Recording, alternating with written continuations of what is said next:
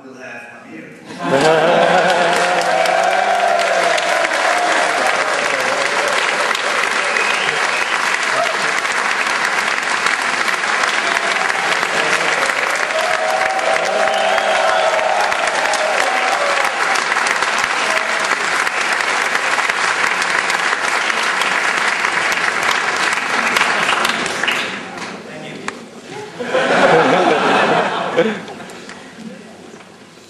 Friends and family of the class, guests from around the world, IMD faculty and staff, IMD MBAs and part-time MBAs. It is a great honor for me to speak to you on behalf of the graduating class of 2007. For those of you who don't know me and can't see me from the back, I'm tall, dark, and good looking. Those of you in the front, don't tell other people at the time.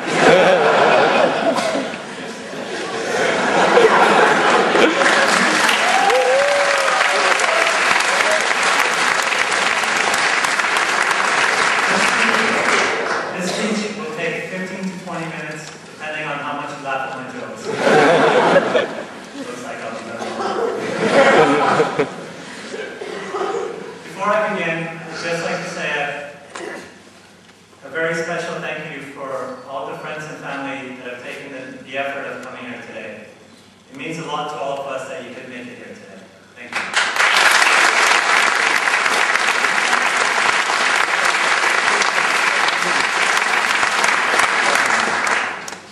So you might be wondering what this $100,000 and the little sleep that we've had over the past 11 months has been all about. I can tell you about the 3 key takeaways that I got from the program, and I can tell you that these 3 key takeaways were alone worth it for me. We have 90 students this year, and all 90 of us went through the program with slightly different goals on. But I'm sure my classmates will be able to resonate with the key takeaways that I took. Firstly, I'd like to thank the class for giving me the opportunity to speak to you this morning, and also for the class members that helped me put this speech together. My first key learning came early in the year. At one of the first days of IMD, I remember speaking to Felipe, and he started speaking passionately to me about the elevator business, where he's been working for the previous couple of years. I've never learned so much in such little time about elevators. The business model, how some of the technology worked, how the nuts and bolts worked, the speed of the various elevators. Prior to this, I only thought elevators went up and down. Eventually, though, I was able to drag myself away from the conversation. I then turned and started talking to Tomo. Tomo started telling me about the banana business. How bananas were transported to various places around the world, how people were paid, how farmers were paid, what types of bananas there were, how banana smoothies were made. I thought this was going to be an interesting year. How could these people be so into elevators and bananas? Throughout the year, I discovered there were other people that were passionate about other things. They read about wine, found posts about sailing, Stefan about poking, and Adele about talking.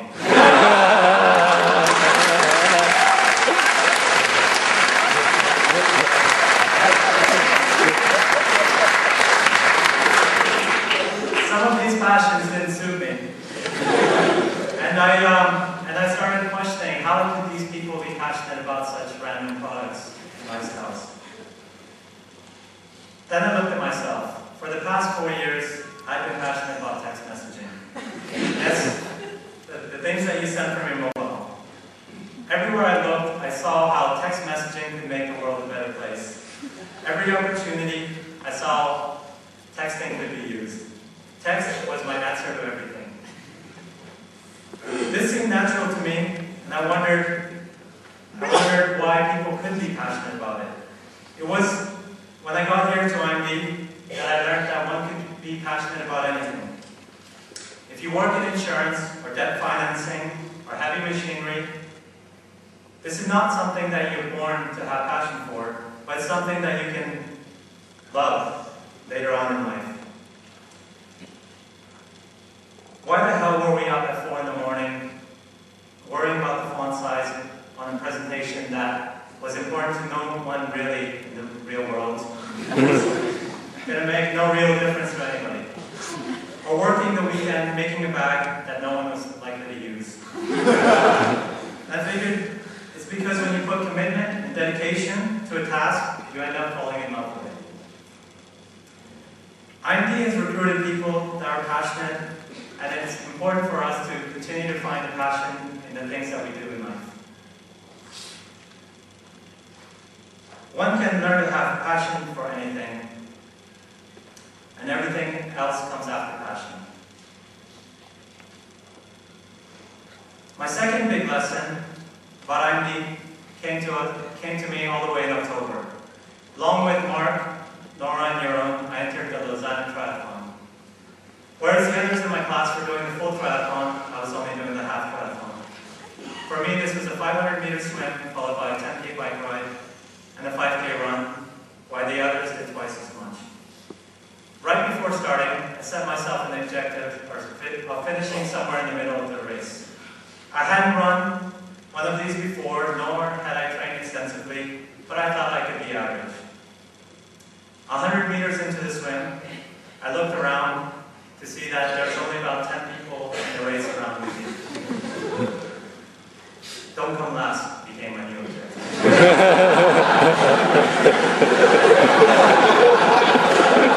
Another 100 meters into the race, and I looked around, and I was last. Catch up became my new objective. Another 100 meters, and I started realizing that the pack was slowly pulling away. I came to the nightmarish realization, not only was I going to come last, but I was going to come embarrassingly last. At first, I was rather annoyed at myself. Perhaps I could have trained for this triathlon in a gym rather than the White House.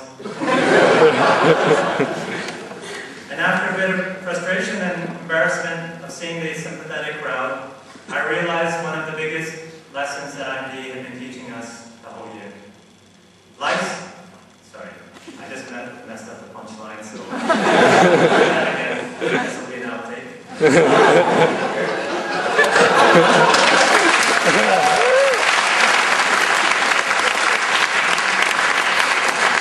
One of the biggest lessons that IMD had been teaching us the whole year.